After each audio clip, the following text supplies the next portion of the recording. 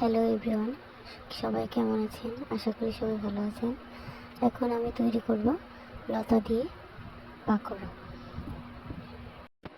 লতাগুলো ভালোভাবে ধুয়ে পরিষ্কার করে নিয়ে এখন লতাগুলো ভালোভাবে শিলনোড়ায় ছেঁচে নেব। ছেঁচে নেওয়ার পর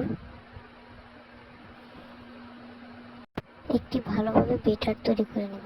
বেটারে দিব হলুদ, লবণ, আটা, চালের গুঁড়া। এগুলো দিয়ে ভালোভাবে মেখে নিয়ে লতিগুলো দিয়ে একটি সুন্দর গোল বান্ডিং তৈরি করে নেব। একটা গরম কড়াইতে তেল দিয়ে লতির বড়াগুলো দিয়ে দিব।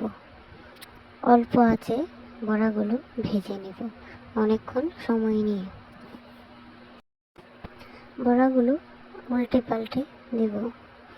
চুলার আঁচটা যেন ডিম আঁচে থাকে।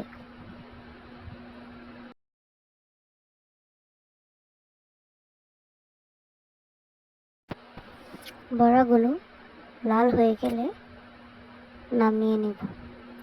আর তৈরি হয়ে গেল আমার লতার পাকোড়া।